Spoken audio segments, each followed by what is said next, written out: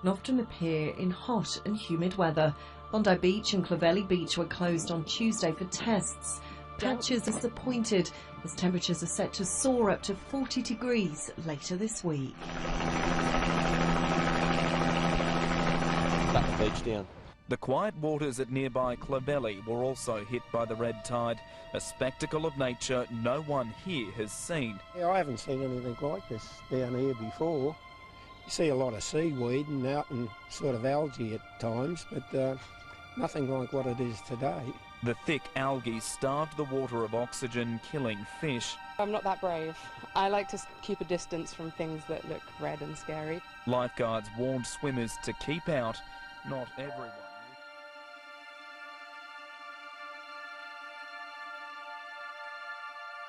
It's been a big day in Moscow as well. Just a quick chance to look at these pictures because this is the heaviest November snowfall in 50 years. Took place in the course of the last few hours. More on the website, bbc.com/news, of course. But hard times in Moscow.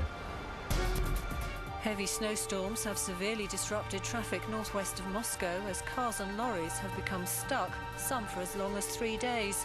With the traffic jam reaching over 200 kilometres, emergency field kitchens have been set up to help the stranded drivers battling sub-zero temperatures.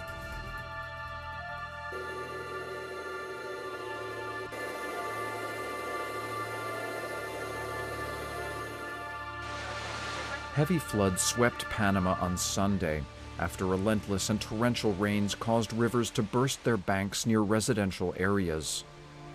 Authorities have declared emergency zones in some of the worst-hit areas in the north and west of the country, as the deluge blocked roads and bridges. Local media reported that at least 2 residents died after downpours triggered a landslide. Authorities estimate up to 800 homes could be damaged. One resident says the floods are the worst she's witnessed.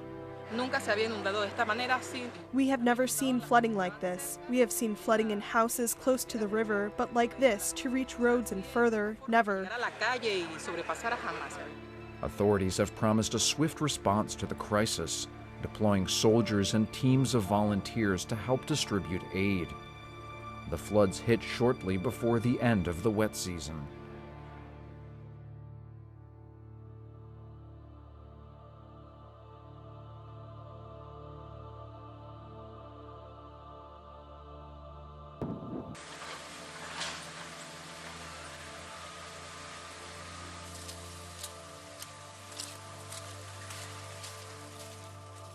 Now to round 3 of those severe storms in Northern California and other parts of the West tonight.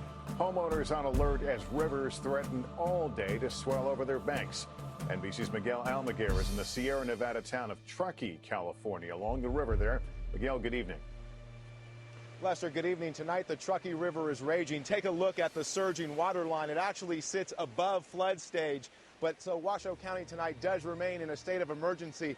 But there's some good news. Nearly every home in this area sits well above the cresting water line. This storm has been battering this region for several days. This is the 3rd storm system to hit this area in just 5 days. This mountain community caught a break today when steady rain turned into a blanket of snow.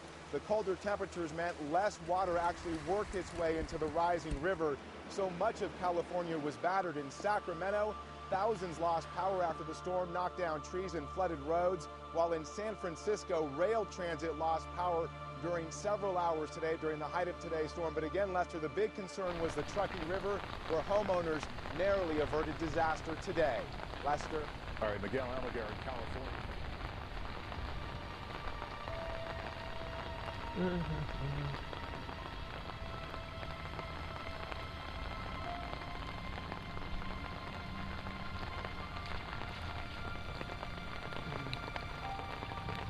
And another Pacific storm soaking Northern California this weekend is leaving thousands of weary homeowners without power as well.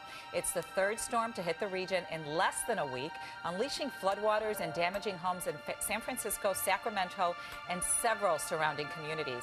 People who've lived in the area for decades say they have never seen anything like this. I mean, this thing just went up fast. This went real fast. we've had previously where it's gotten up real high, but hasn't gotten this bad. You live right here in the park for right there. Oh, right here, and you're yeah, underwater. right there. I got my mom out. I took her down to a friend's house down the street because you never know with water like this what it's going to do.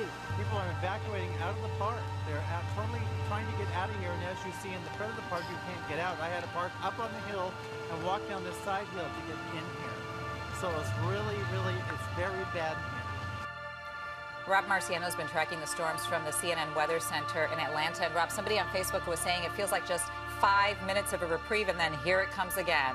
As you see and heard, the damage for the most part already done. We're seeing some infrastructure damage. Take a look at some of the stuff coming out of Oakland in and around this area, Lafayette, that neighborhood inundated with rainfall, and some of the hillsides there taking out not only homes but the under structure of roadways there. So you're talking about serious damage to the roads, both primary and secondary, and that's going to continue. Also, you get this kind of water over top of roadways, people driving through it. Rescues, a problem. Pescadero, this area, saw a number of water rescues there with the fire department on hand to get their trained squad out there to rescue folks. And Napa Valley also seeing it north of San Francisco. Tremendous amount of rainfall there. Some of the rivers up and over the top of their flood banks. And that will continue today. So the Sacramento River is still under flood stage, and they're releasing some of the pressure from some of the dams across Northern California as well. Some dramatic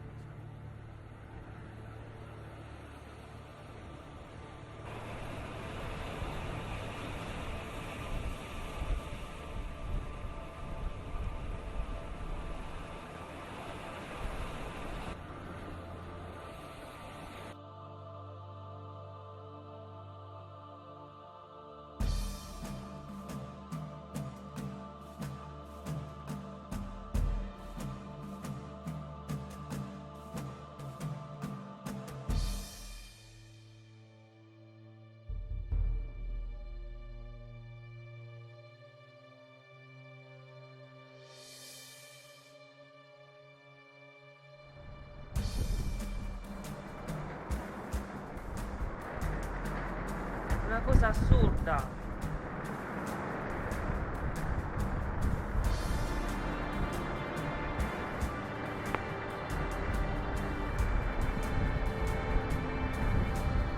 Una cosa mai vista a Taranto. Gesù mio.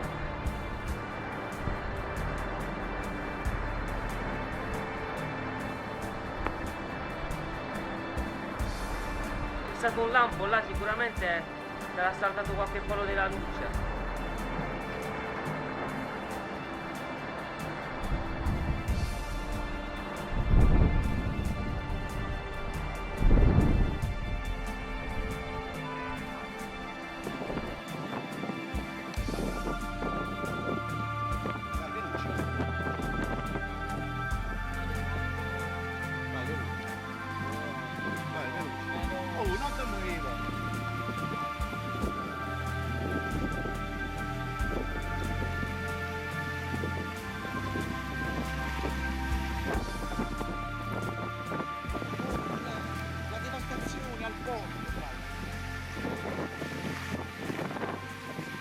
ANC's Pinky Webb has been monitoring developments at the NDRRMC, and she joins us on the line for the latest on Typhoon Pablo. Pinky, good afternoon. Go ahead.